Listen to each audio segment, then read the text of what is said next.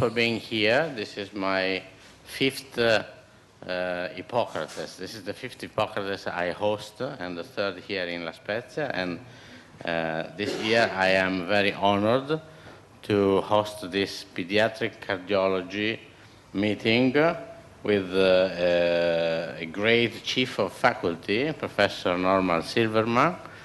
And at the beginning of my career, I started my studies on pediatric cardiology just on a book of Norman Silverman. So he is one of the fathers of pediatric cardiology. And so are the other persons of the faculty that Professor Silverman now will show to you. Thank you very much. Please shut off your telephones.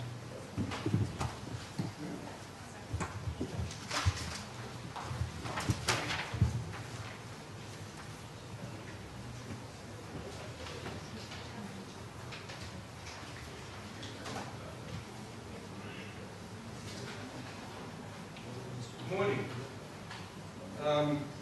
Welcome and thank you for coming. I hope this is going to be available for all of you.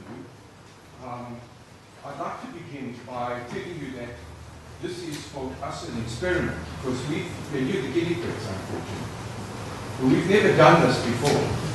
And when Dr. George Simbrunner, he's the founder of IPOKRaTES, asked me to put this course together, I outlined that I thought that we should have the best and most exciting people in the world. And I think you know many of these people. There's Dr. Stephen Sanders. Will you just stand up and show yourself to these people, Steve? Dr. Steve Sanders is the #1 pediatric cardiologist. He's the greatest echocardiographer, and he has many, many hats that he wears, and he has great perspective on cardiology, and so he's here. He's currently working in Boston in the registry of the Children's Hospital in Cardiac MRI. He's taken this over from Dr. Richard Van Praag and Dr. Amy Jurassic. And it's just another one of the many things that he's done that is so wonderful. You see, a really great person has the opportunity to reinvent themselves all the time.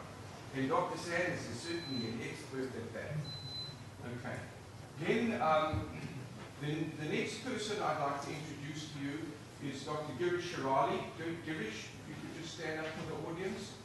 Girish is not such a young boy anymore as he might think he is. He's been around, he's studied two-dimensional echocardiography, and has made his niche in cardiology the study of three-dimensional echocardiography. And of course that's incredibly important to us. And there's nobody finer in the world, I think, than Girish to do this. And we're absolutely delighted and honored that he would join us. Then it's a special honor for me to introduce to you Dr. Mark Friedberg.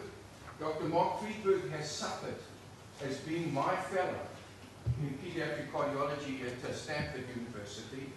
And because of that, he decided to branch out into a new area. He's always been interested in cardiac function and has been interested in tissue Doppler and strain. And he's one of the finest people in the world in this area, and his thoughts are always erudite and honest, and I thought that it would be wonderful for you to listen to him. Dr. Simbrunner also charged me with the task of creating a faculty with a balance in age and beauty. And so as a consequence of that, I asked Dr. Karen Hasbani.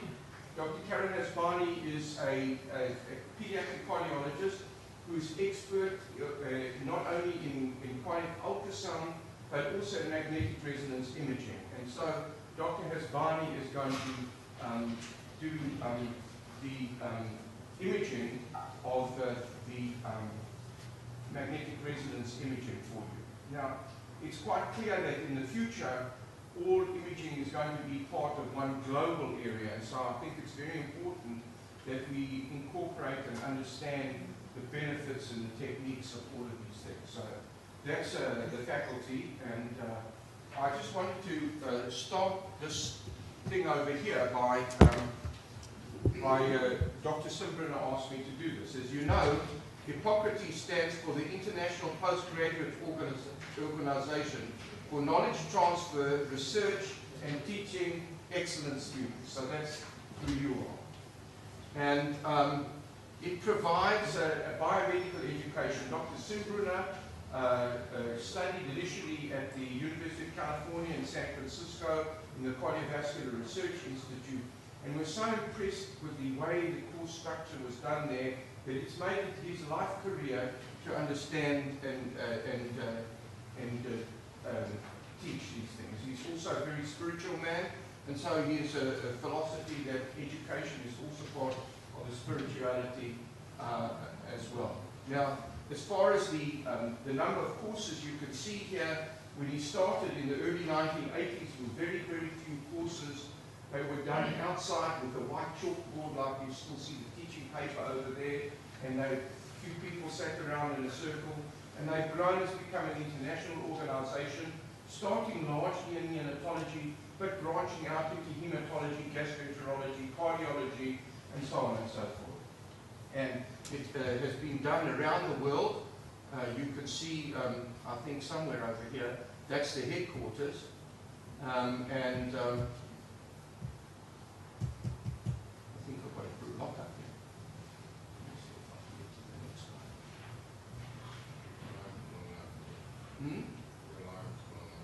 Oh, yes. It says I've got to be here. Very good. So you can see that these are the places where they've had their courses. He is the CEO of this organization. It's a very lean system with only 3 or 4 people. And the areas where course headquarters are centralized, as you can see, and where courses have been done.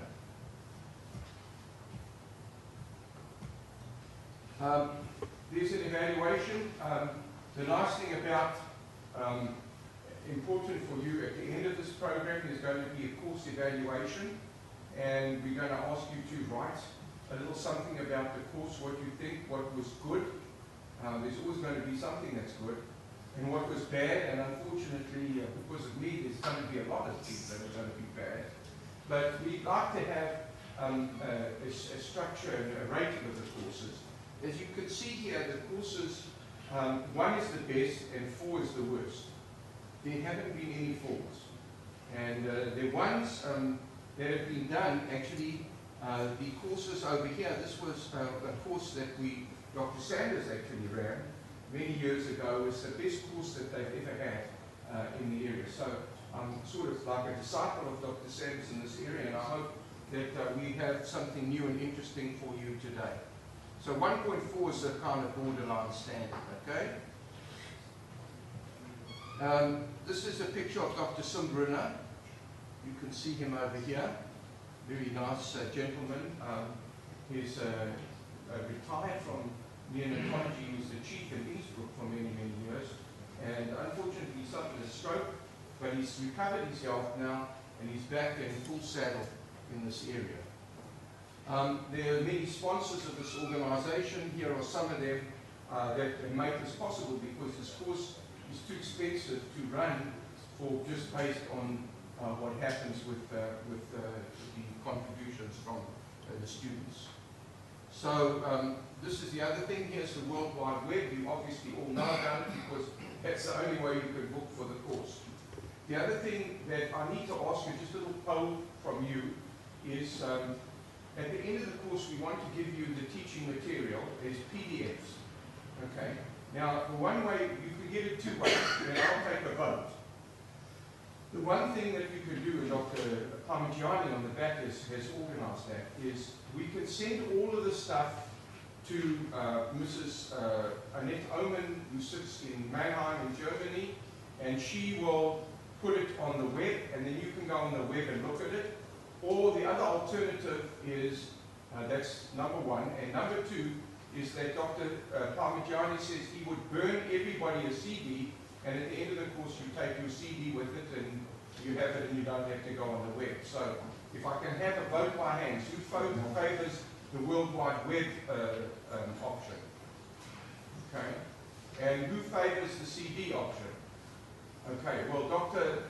Parmigiani, everybody wants CDs, eh? But what we'll do is we'll get the CDs and then they'll put it on the web and you can go on the web and get it too. Okay? All right, so I think that's really all I have to say. And let me just put my alarm off here. Pardon? All right. Now I'm going to begin the presentation this morning. We're going to try and keep to a time schedule. We have a little problem is that